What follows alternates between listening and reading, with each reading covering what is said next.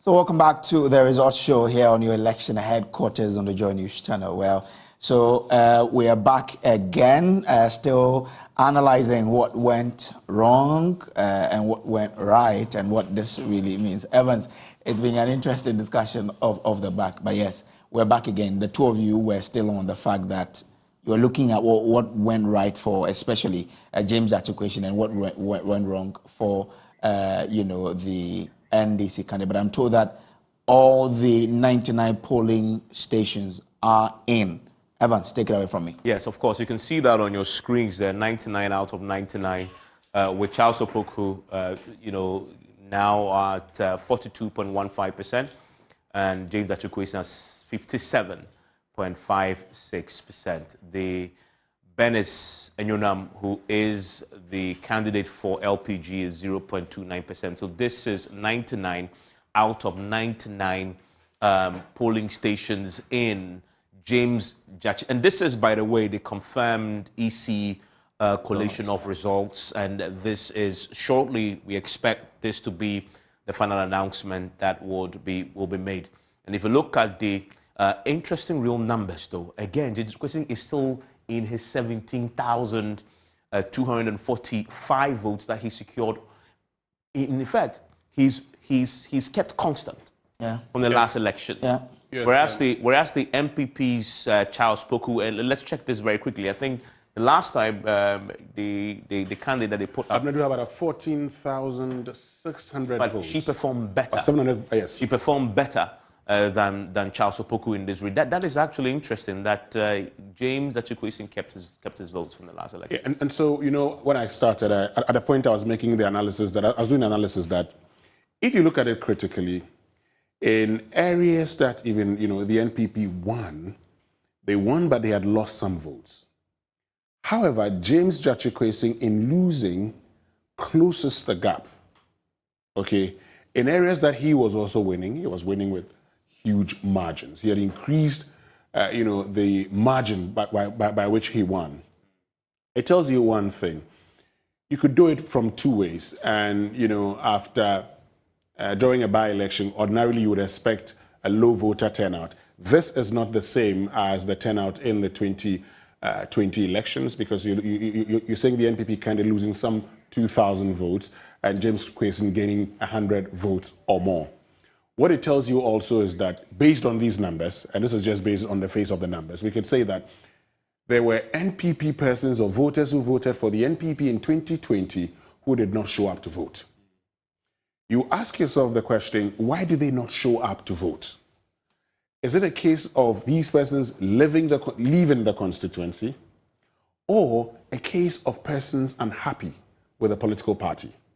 Can you also advocate, maybe, for instance, that, okay, maybe there were even people who may have voted for Abena Drua and who would choose to vote for James Gyakye Quayson, but you just stick with the fact that because he gets around the same number of votes that he got, all things being equal, his voters showed up and voted for him.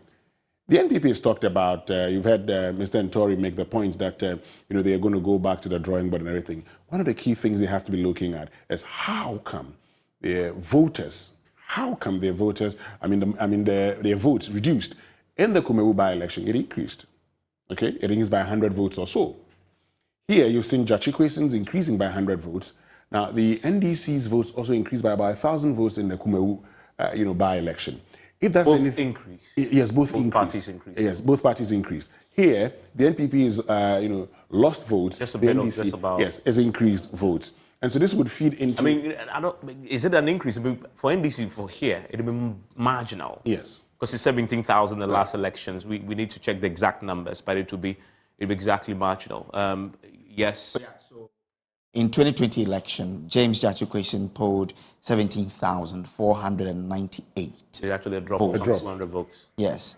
And then Abena Drua polled 14,193. Is doing 12,680. So massive drop of votes for the NPP. So he's lost in excess of 2,000 votes. Exactly. And whereas Gyakye Quayson has lost some 200 votes. Exactly. 200 votes there.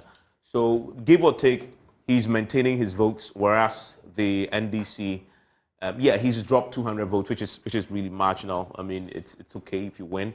Evans, you may have to see the voter turnout as well. To also. Exactly. And the rejected As of ballots. this, after today, the Electoral Commission was hoping, based on what they were seeing at the polling stations, for a high voter turnout. And then we can compare to what we saw in the 2020 elections to see what happens. But traditionally, if you look at by-elections, voter turnout has always been low. Yeah. And the EC estimates that to be historically to be around 50-55%. It's always low compared to national elections. Yeah. But they were hoping that this will sort of be a departure from that trend. And so that's another interesting thing. So you expected both parties to lose votes from the previous elections. Yes. You expected that to happen. But the NPP has done too much. It was significantly more than what the NDC has done. So, Evans, so at this point, I think it's important we bring in the Kojo Pumpuni Asante as well. And indeed, yes, he will join us for PM Express, which, by the way, it's beginning just about now. As you know, this indeed is a part where we do the post-election analysis of what we've seen. We're waiting for the Electoral Commission to now give us a formal declaration of the results now, as we've seen at the Collation Center, which has been projected. It's what they've done. They've finished counting now. All 99 polling stations are in. We're going to take a quick break now, and when we return, I'll be seated with Winston, and then there's a bit more analysis that we need to do for you. That would sort of now begin to help us appreciate the result. I want to put it in the proper context and have a whole 360 understanding of the results that we've been telling you, and try and go back into history and also go into the 2024 election, because there's a very important point, Winston, that we still need to discuss. What this means for the 2024 elections. And that's something we'll be doing. We'll be talking to the Coalition of Domestic Election Observers. You'll be joined by shortly Kojo Asante with the CDD. They've sent a team there. They've been monitoring that for us, and they'll be joining us pretty shortly for a conversation, and also bring in a bit more of the reactions coming in, Kojo.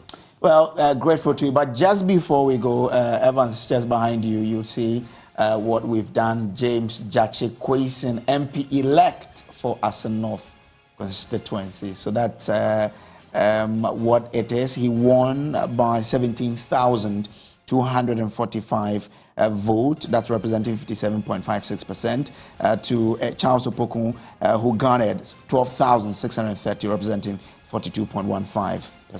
Well, it's been an interesting day with you here on the election headquarters. We're not done yet.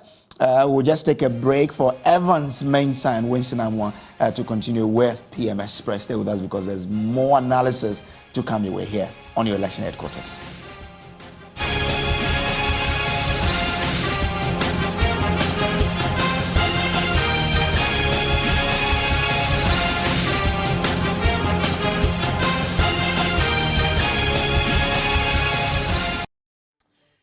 And thanks for staying with us. Our continued coverage of the by-elections in Assin North. And just before we went for that small break, we brought to you the latest from the Collation Center in Assin Breku, where out of the 99 polling stations in and counted and sorted by the Electoral Commission, James Gyakye Quayson was ahead with 57% of the vote. We're going to go through that for you, because that is the very latest results coming in from the Assin North constituency on the back of the by-election today. In studio with me is Winston, as we've been analyzing the results as it's coming over the last few hours. In fact, in the last few minutes is when we've seen the Electoral Commission's tally also coming. We'll go live to the constituency pretty shortly, but I just wanted to indicate that we are delighted that Cherry Tree Properties, we developed spaces as though we were going to occupy them ourselves, and they are proud sponsors of PM Express. Also, Syntex Tanks. It is strong, it is tough. Alomo Bitters, experience greatness in every moment. And Ghana AIDS Commission. And if you're really looking for building that is done with passion, it is Cherry Tree Properties that I recommend to you. Desires are wishes. Beauty is a promise of happiness, but passion is everything. Think about buying a new home. Talk to those who build with passion. Sloane Square, if you've not seen it, just Google it. I'll tell you where to find them. Sloane Square is a new gated community development at Sakumono, developed by Cherry Tree Properties, one of a kind, well-planned luxury you've never experienced before. You can reach them on 055 3662 366. 0553 662 366. Cherry Tree Properties, sophistication and class only. Also, as I've told you, Syntex is proud to be associated with PM Express. Tonight, no matter your water needs, Syntex Tank has it all. Syntex Tank is first to introduce double layer tank, and now you can also have as many layers as you want. Syntex Tank is first to introduce white inner layer tanks in Ghana as well. We now introduce you to the customer specs order, which lets you order any color and size of your preference. Indeed, that's a tank that is bespoke. Syntex Tank gives you the longest warranty of 7 years, which no other tank gives you in Ghana. So whatever your water consumption, size of project or demand, choose Syntex Tank. We have agents nationwide, and you can call us, Syntex, on 0244 335 168, 0244 335 168, or shop online at syntexgh.com. Syntexgh.com. Syntex Tank, a year strong, a year tough. And indeed, it's been a tough one for the MPP tonight. It has been, Evans. Prior to the elections, you had, Forgive me, when I have to go to the phone and go to Assin North right now, I want to bring in right now Dr.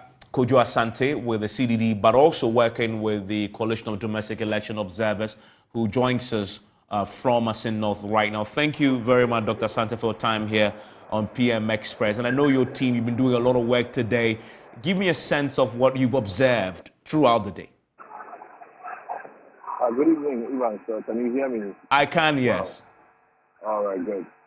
Yes, it's been a very long day, but I think generally the setup process, the voting process, all went very well. In a lot of places, I think by 2 p.m., most of the voters had cast their votes. There were still a few trickling in after that time because it was market day in a few places. But overall, it was a very, very successful voting period.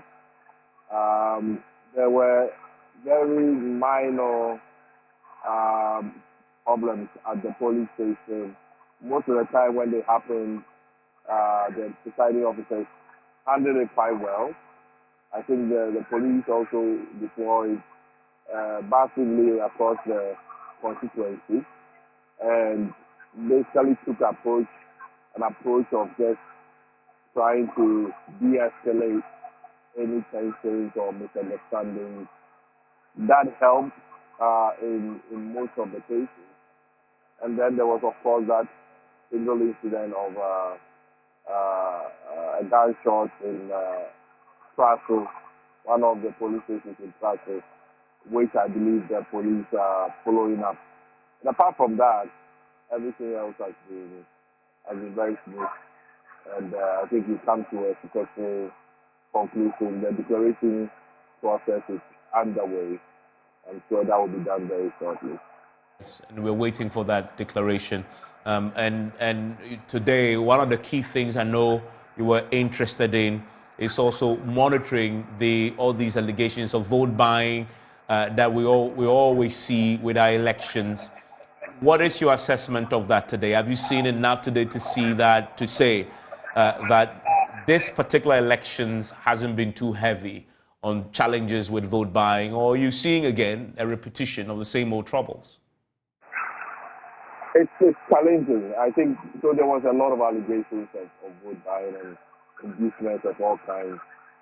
When you went around, you would see small groups gathering in somebody's house, and then when you try to inquire, they will tell you that there must be an exchange of things, gifts or whatever, inducement going on in there.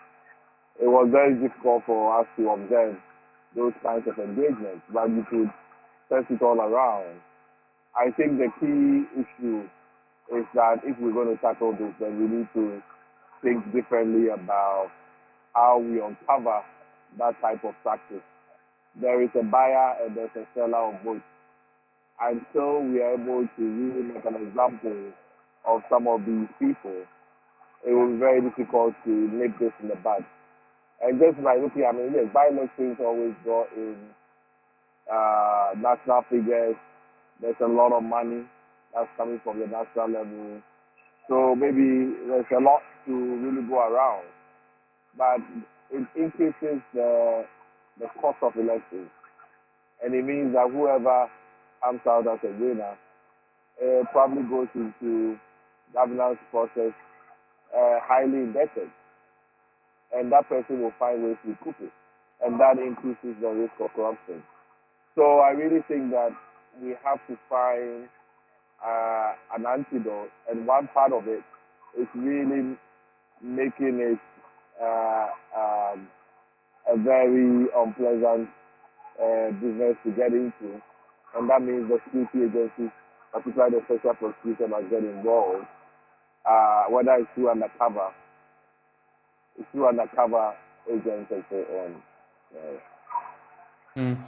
And give me your verdict on security. I mean, that was a key thing going into Assin North. We know the history of by-elections in Ghana is replete with a lot of violence, and many were afraid that Assin North, because of what we anticipated will be a very keenly contested elections, and it has proven so, may also be suffer the same fate. We saw the police statement today that talks about pockets of violence. What's your own assessment of that on the ground today as election observers? Well, I think, as I said, there was that single incident at Praso where it was a gunshot. Somebody was injured. I think was taken to the hospital.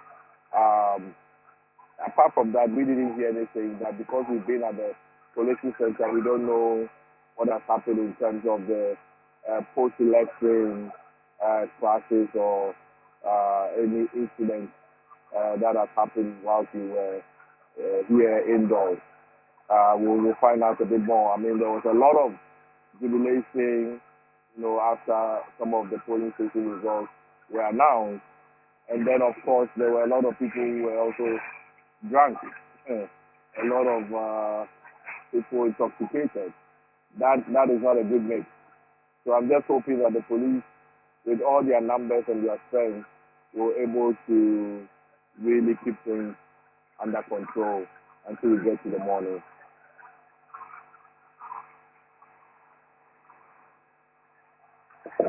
I don't know if I answered your question. You did, and thank you very much indeed. And give me your final verdict then. This elections that just went down, that just concluded, was it free, fair, happy with the entire conduct of the elections? Would you put your approval on it at the end of the day? I think the integrity of the process has to be commended. I think there are issues that certainly today we will follow up with. We are certainly very worried about, particularly some of the local media and the adherence to the no campaigning, procedures that we have for general elections. Even the day before, a lot of that was weak, and we didn't look at it. So some of those things we have to look at carefully towards the 2024 election. Thank you very much. And that is Dr. Kojo Asante there from Assin North. And we're going to Assin North very quickly, but that's an important point. Earlier in the day, we were reporting a lot about allegations of vote buying, something that he's talked about. Maybe some work needs to be done about it. As far as violence is concerned, today we've seen and heard stories of gunshots. The police have talked about people have been arrested. They're investigating a bit of this. It's talked about pockets of violence. That is also has been in the backdrop as we covered this today. We had indicated earlier that this was going to be a keenly contested election. Well, the results do not show that. But of course, a lot was at stake in this election. And you saw that both parties, the NPP wanting to win, it enhances their numbers in parliament, the NDC wanting to prove the point that you cannot use the court system to deny a people their true representative in parliament, something they have achieved. And so everybody was in there. Yeah, you saw parliament empty, and prior to the election, you had the IGP directing that all bodyguards of police should surrender their weapons just to ensure that, when there are some challenges here and there, you don't have any of them firing. And so it was to be expected. I'm happy that we haven't had any case of, injuries or death. We're told, we're finding out what may have happened. We're told that persons were not injured as we had been told earlier. So that's okay. But of course, in an election of this nature, by-elections, the evidence would always tell you are always problematic sometimes because of the tensions that arise as a result of them. We'll be analyzing the results, and that's why we're doing this is the post-election, but we're waiting for the formal declaration by the Electoral Commission. But as it stands tonight, Gyakye Quayson, who is the parliamentary candidate for the NDC in Assin North, is expected to be declared the winner of this particular elections. We're tipping him as the elect, the parliamentary candidate, the MP elect for that particular constituency, with 57.56% of the votes, as opposed to the NPP's Charles Opoku, who we anticipate secured the 42.15% of the votes in Assin North. And this is according to the Electoral Commission's own collation that has been projected there at the Collation Center. Let me take you to Assin North right now. I want to bring in my colleague, Kojo Nyako, who is there for us at the Collation Center. Kojo,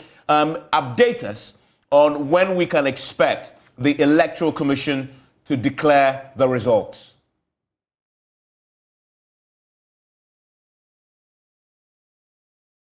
Shortly, because on the collation screen, we could see that they've collated all the 99 polling stations. So they've written on it 99 out of 99 polling stations, and they have the results there. But they are yet to do the final declaration and the official declaration of the results. We have the big wigs of the MPP here. Gyakye Quayson himself is at the collation ground, sandwiched by Fifi Fiavekwete, the General Secretary, Sami Jemfi, and other big guns of the party. But I have with me Adekoka. Adekoka is a very familiar name as far as the NDC is concerned. Good evening. Good evening. I'm sure that you are pretty excited with the news that the NDC has gotten the seat. Yes, that is very much so. And this election is a referendum. It's a referendum between the people of Ghana and MPP. And I'm excited because the people of Assin have really spoken what the people of Ghana have been saying all the time. And that is that this government in the past 7 years has failed the people of this country. Here we are, where inflation is about 42%. During our time, inflation was 15.5%, and they went on a spree of saying that we have failed as a government. We have failed as a government. Now, here we are, where our pensioners who have worked for so many years are now having to picket just to get the little money that is due them. Our factories have been shut down. Our currency has become a junk currency. With all these things, the people of Assin has spoken the language that the people of Ghana want to hear. And the results are very clear.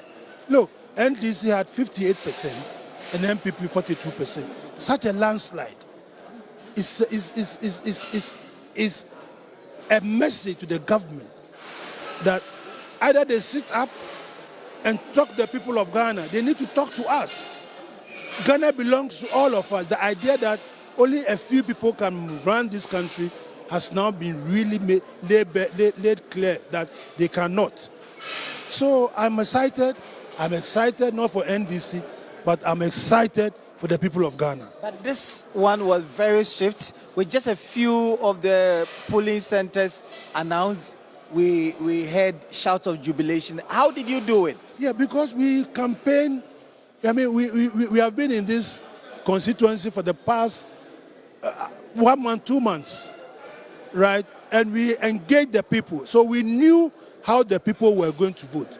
We knew. So when we got about 20 polling stations, we knew we had won, right? So, I mean, what the important thing is that the people have spoken. What kind of technology did you adopt and strategy did you adopt? Because this is, someone would say, unusual of the NDC for you to collate election results very fast like that. It's a fallacy. We always are able to collate our results.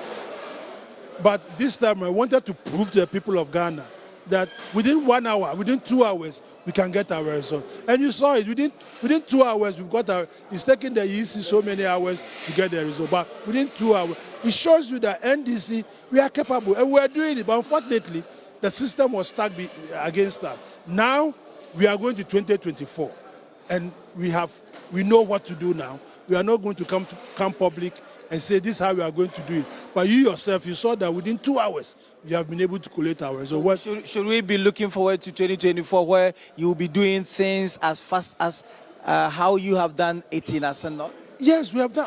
We did it during our presidential elections, and we've done it here. So by 2024, we are going to make sure that the loopholes where there are problems, we will have to. I'm sure the system has a little bit of a niche here and there. Well, we will have to look at it. But I'm positive that this time around 2024, before midnight, we will have our results in the country. Does this victory of the NDC, does it have a bearing on the 2024 elections? Is it a statement that you are going to make? This election is very, very important. A journey of 1,000 miles, you start with but one step. And this election was very, very important. One, for the government to understand that their time in office is running out. The people of Ghana have spoken. Within 1.5 years, what can they do? If they have 7 years and they've not been able to do anything, that has led to this defeat. I don't know what they are going to do in 1.5 years, but that doesn't mean NDC, we are going to sleep on our horse. We have to work very hard. And I entreat every NDC person to start from tomorrow. Start the journey. The journey means that we must close our ranks, we must work hard, we must give everybody the due respect that he deserves in the party. We must bring everybody on board because the agenda cannot be prosecuted by one person alone. We are all going to do it together. So this election is a prelude to what is going to happen in 2020. That's your reading of the happenings now. Does it point to the fact that the people had some sympathy for Gyakye Quayson, or it was a referendum on how the economy is being run? It's a referendum. Apart from having some sympathy towards Quayson, it was also a referendum, I've told you. This is a referendum. I mean, if the government was doing well, the margin will not be so huge. I mean, this is the government has been really humiliated by this result. Look at the amount of, the whole of MPP hierarchy. The president was here on Sunday. They started doing some projects. The former president was here as well. Yeah, that's what I'm saying. So it shows you that it was a serious election. It was a battle of your life? Not a battle of our lives, but a battle to prove something, that money cannot buy human beings. Money cannot buy the conscience of human beings. You understand? So it was a battle of conscience, a battle to make sure that the people of Ghana are told what is happening. It was a battle of, let me put it this way, a battle to ensure that NDC comes back in 2024. Now there appears to be a cloud of uncertainty hovering around Gyakye Quayson, the criminal trial, and we are told that on Thursday he will be going to court. As an elder of the NDC, what do you make of these developments? Does it suggest that this victory means nothing? No, the people of Assin has spoken that they prefer Gyakye Quayson to continue being an MP for them. I think we've got to a certain stage that the elders of this country should get up and advise the government that this matter should be withdrawn from the court for us to move on. You are calling for the withdrawal of the case. The case must be withdrawn from the court and we must move on. The verdict of the people is very clear. We want this country to be on a peaceful note rather than in turmoil. We have passed that stage. The matter is finished. The election has been held. The man has won overwhelmingly. There's no need for us to continue any court issue. I feel that Mr. Gyakye Quayson will be overly flogged if they continue the case that is currently. No, you will not know. I don't want to be prejudicial. They are using a bulldozer to kill a church fly. The matter must end. The matter must end because the people of Assin have spoken. And they spoke overwhelmingly. There's no need for us to continue subjecting this country to unnecessary tension. All right. Unnecessary tension. Mr. Adokika, thank you very much. We would push closer to get the General Secretary of the NDC to speak with Fifi Kwete. They are all at the Coalition Center, and possibly speak with Gyakye Quayson, who the figures point to the fact that he is one. So let's get to Mr. Fifi Kwete and then pick a word from him. Thank you very much. Welcome to PM Express. Thank you very much. What as a political party, you fought so hard. Yeah. Let's say, for us, it actually goes beyond the NDC as a party. It goes beyond the center. It's a victory not just for candidate Gyakye Quayson. It's a victory. It's a victory for truth. It's a victory for justice. And also it's a victory that signals that the people of Ghana are not prepared to sell their soul. That you cannot destroy a nation politically, morally, pervert the systems, the institutions, and come and think that you can buy the soul of the people by throwing what you call last-minute goodies at them, trying to deceive them and so on. So it's a number of great victories beyond just a sin-off. I'm going to engage you further, but let me pick a word from Honorable Gyakye Quayson. Good evening. Welcome to PM Express. I thought I just spoke to your counterparts. No, this is JoyNews. PM Express live on TV. Good evening. Good evening. You should be a happy now by now. A happy man by now. I've always been happy. Tonight is exceptional because I see our people have vindicated every court and myself. And they still believe in me, so that makes me happy. What does this victory mean to you personally? Are there lessons to be shared to the whole world? Well, principles and values I work with. And I don't quit easily. So long as I know the cause I'm leading is genuine and it benefits other people. You see, you haven't been in a situation where you have to sacrifice your own life interest for the benefit of others. Until you are there, you will not understand it.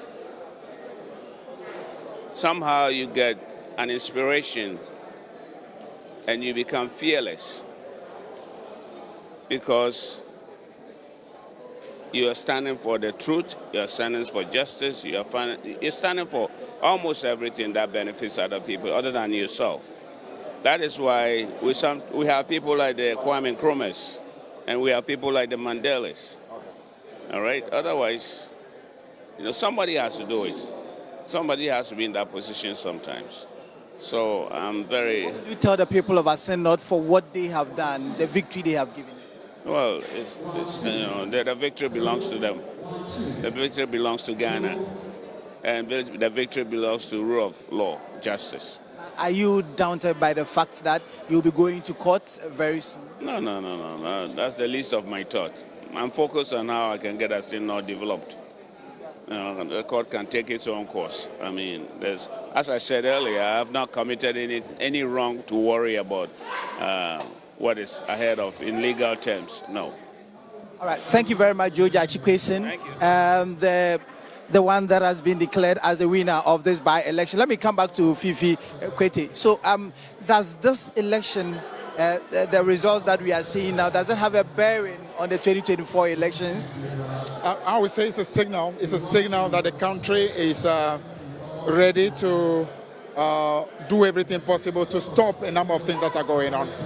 I mean, the destruction of the economy, the destruction of the moral fiber of the country, the perversion of our institutions, the weaponization of institutions to destroy truth and justice.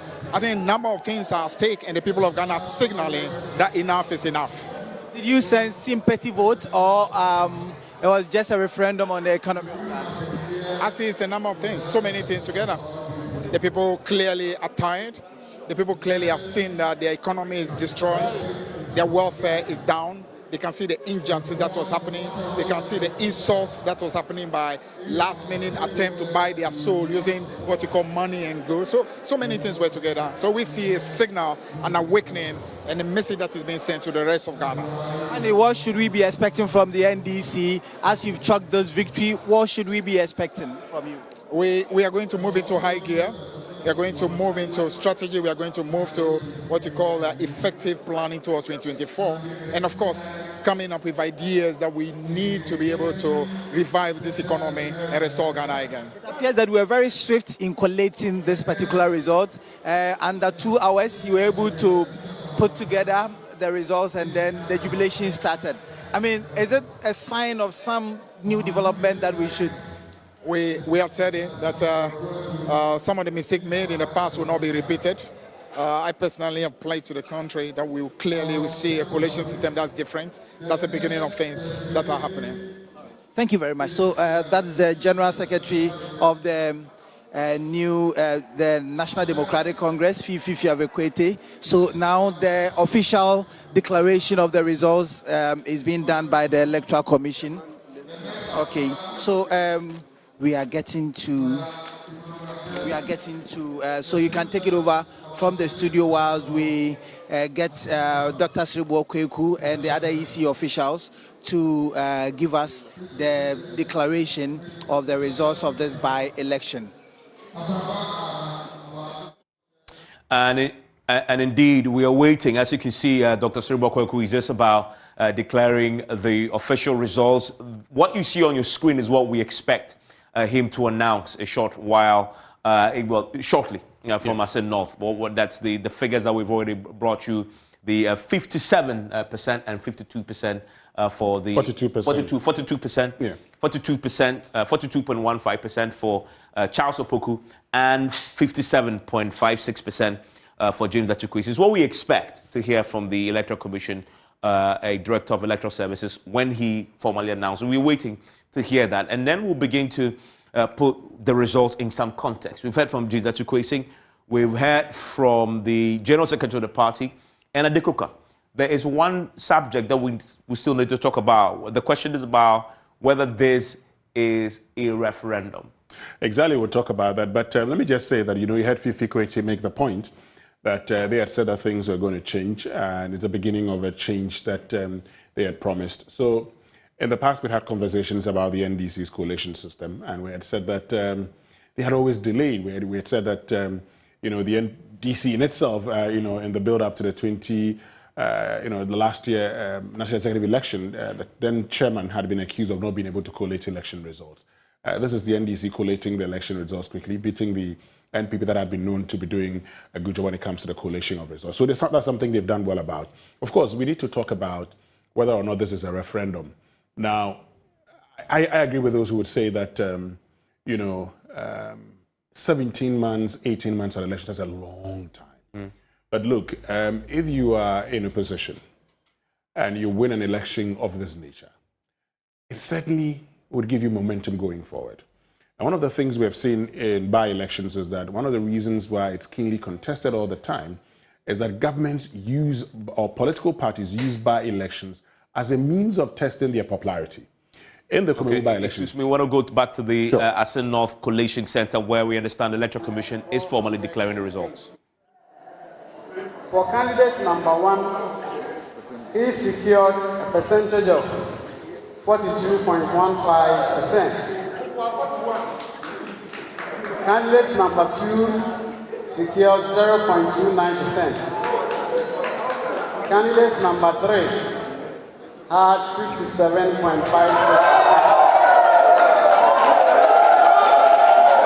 By the power in me vested, now total turnout is 74%, 74.23%. Now please can the candidate come?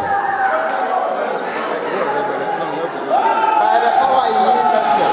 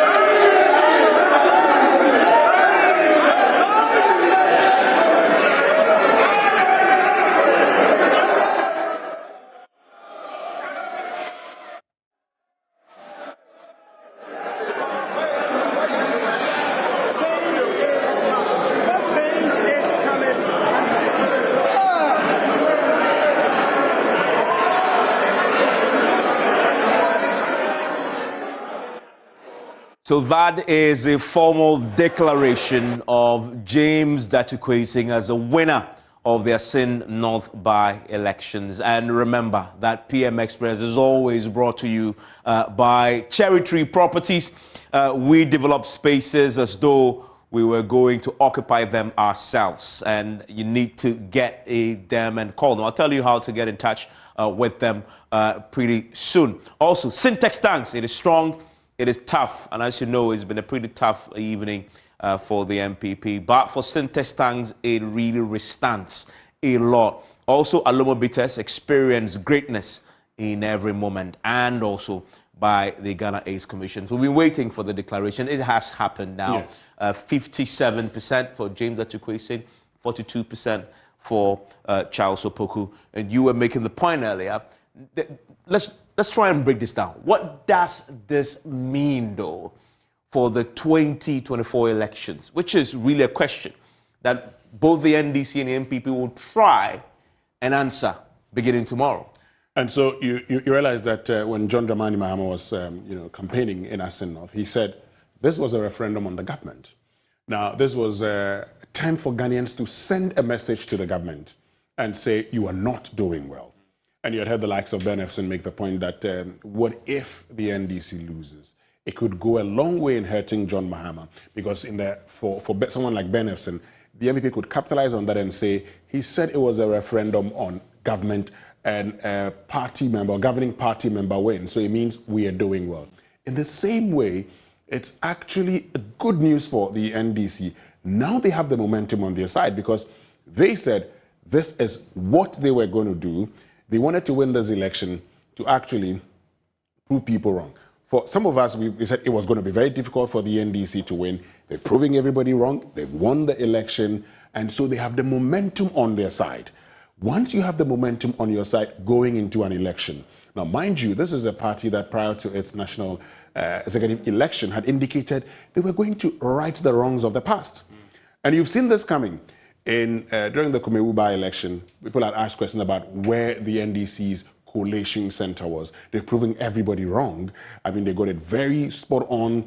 By 6:30, 6:45, they were churning out. In fact, the first time I heard them say they've won was Opariado, who is the National Youth Organizer, talking to me around 5:45. Exactly. 5:45, let's say 5:50. Yeah. That's when I heard him say it first. And I was asking him, as I said it earlier today, are you certain this is not another comfortable league moment? And he says, no, I can tell you that we've won. And he was actually mentioning, as at the time, that they were going to win this by a landslide. This is not a landslide, but it was a significant victory. Well, you could call it that way, because if you look at the percentage, then you can get into the percentage and say, if we have a 15% gap, that's huge. 15% gap, that's huge. Particularly when, the posters had said this was going to be a keenly contested race. It was going to be a close one. And you were looking at the MPP's candidate being in the lead. But of course, I mean, the global analytics had indicated that you had about 6.97% of the voters undecided. And so you could argue that undecided margin did the trick. But of course, if you're doing, put that as a error margin of plus 1.5 to 2%, and you have this kind of margin, it tells you that even when it comes to the polls, people just didn't get it right. And that would lead to, the point that going forward, the NDC would actually have the momentum. They have a campaign message, okay?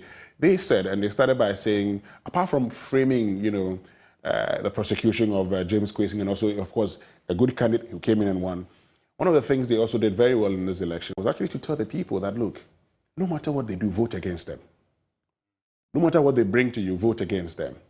Now, since it's worked for them, you can expect them going forward to actually make the case that, look, whatever they do, look at your situation, look at the condition in which you find yourself. If they've impoverished you over the period, look at it and vote for us to come and change. Here's another thing that I think these elections also tell us. As we've been saying, in by-elections, voter turnout is always low, 50, 55%. It's been poor over the years.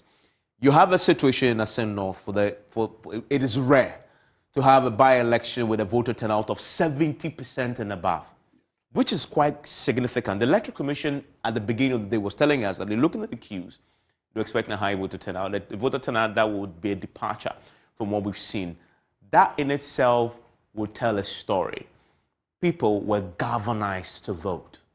And based on the numbers that we've seen, the fact that the MPP has lost more than 2,000 votes, and the NDC has essentially maintained their votes from 2020. It showed that the NDC managed to galvanize their people to go to the polls. The MPP's supporters, at least 2,000 plus of them, either decided not to go and vote. I mean, really, I think that's one of the only reason you can put in there. They didn't vote. Either they were not in the constituency or they're not galvanized to bother about going to vote. And that, for me, will be key going into 2024. And I've always said, in critical elections years like next year, the party that manages to galvanize their core base to turn out other polling stations to vote wins the day. And we've always said, both parties have this core group of people that they always rely on. In elections year, the turning point has been your ability to get that core group to vote. As for the floating voters, they will do what they have to do, but you need to bring your people to the game. Yeah. As we've seen in Assin North tonight, the NDC brought their people to the party. the MPP had a situation where their people didn't turn out to vote. And that will be key. And if anybody who is analyzing this for the MPP will be looking at how do we get our voters, how do we get our key supporters to turn out and vote? And that will be a big challenge for them going into 2024. Yes, I mean, I know we're wrapping up shortly, but that's the apathy that we talk about sometimes also going into an election. Affecting incumbents in fact, I mean, affecting the incumbent in a second term. But that always stems from the doings of the incumbent, okay? Now, people would do that also because of certain challenges or issues they may have. For most of the issues, it's not a case of being overly confident, as people may want to suggest. Yes, you can blame the NPP. They went into this election very confident, but I'm sure even there, I mean, today at the beginning of the election, they were giving indication that it was going to be keenly contested. I want to say this thing, but that now going forward, you have a parliament of 137, 137 plus the independent. But now going forward, more than ever, James Gyakye Quayson has the legitimacy. He may be facing, he has it, now I'll explain. He may be facing criminal prosecution. But in the past, the issue was about whether he qualified to stand or not. Now that that has been taken away, now that he's gone back and won election, when many of us felt it was going to be very difficult for him, proves everybody wrong, and wins the election, he can now go back into the chamber. Yes, he would go to court again, but now he knows that he is the member of parliament elected by the people of Assin North. But then the question, and you mentioned it, is about because of what happened and the constitutional issues, he's facing a criminal prosecution also. Yeah. He is innocent until proving otherwise by the court. Yeah. But considering how expedited the process will be now, starting from Thursday when he has to go on a daily basis, he ran the real risk of, that's just one of the outcomes possibly, of losing that particular case and becoming a convict. Now, here's the thing, though, as I say that. I spoke to the former minority chief whip recently, last week, in fact, that's Mensah, who made a point that the argument, they anticipate a situation where even if he loses the case, right, in the court, they will still insist that he holds on to the seat. And then he cites Dana Bodakbi as a precedent, that they will appeal. And whilst they've appealed, they would insist that until that case is determined, he holds on to his seat. And it will drag this out as long as possible. And lawyers disagree on that outcome. But that is their strategy going forward. But that is going to be an issue. We'll see how that plays out. I think you heard Adeko can make the point that somebody should speak to the Attorney General to stop the prosecution because of the legitimacy question that you've just talked about. Now that people have reaffirmed their faith in him, will that play out? I don't know, but the next few days will tell us a lot. I mean, Evans, one of the things the NDC has done very well when it comes to this particular campaign. I mean, now that the campaign is over, I mean, they ran a good campaign, and that's the reason they've won. You know, it's framing this whole prosecution case nicely. But you see, yes, we know that when it comes to the organs of our democracy, it's important that we protect all of them, particularly the judiciary. But you've seen the NDC say that the government is actually not prosecuting, but persecuting their members using the judiciary. Now, at this point in time, if you're the NPP, you're looking at what Kandapa said some time ago, that if everything goes in their favor, people may begin to ask questions. He's not a lawyer. He's a national security minister. I say, at this point in time, I think the Attorney General could decide whether to pursue the case or not to pursue the case. Politically, I think it's important he lets it go. Well, I mean, that is, I guess, the next big question. Whether they will file another prosecution to stop it, or what will happen, because the court has decided this is going to be heard on a daily basis, and we'll see how that plays out in court. But he has a significant win in the sale now because of the people voting for him, and he's repeating his numbers from 2020, right? It is the people in Assin North, I mean, against him. But again, if you look at it, well, on the strict sense of the law, let the court. But again, doesn't he need this case? And that's the other side of it. Go through, if he really believes he's innocent, to go through and clear his name, right? And that's the flip side of it. And of course, people may like to argue around this, but the next few days will tell us a lot. Tonight he has won, right? And he's made the point that he was always relaxed, right? And always felt, he was going to win. But tonight was an exception because, as he believed, tonight is a reaffirmation of a victory that he won. And considering that he maintained his number of votes this time around, is a reaffirmation of this. Let's spare a thought now for the NPP. What does this mean for the NPP? We talked a lot about what this means for the NDC. What does this mean for the NDC going into next year? Well, I mean... How much should they put on this outcome? I mean, it should tell the NPP something. I mean, it should tell them that, look, people are beginning to feel the pinch. And it doesn't matter what you do to cushion them temporarily. What has been the reality over the period is what would eventually, shape their thinking. And so, yes, you may have gone to your traditional stronghold in Kumewu and won an election and made you to believe that you could do that in every, constituency. But this is what people have termed as a swing constituency. And the people are telling you, no, we still like our member of parliament. If they agree, and we've agreed that, I have my own doubts about, by-elections being referendums. We can have that intellectual debate another time. But let's do the political one and say this is actually a referendum on the government. If we take it that it's a referendum on the government, then it means the NPP must put its house in order.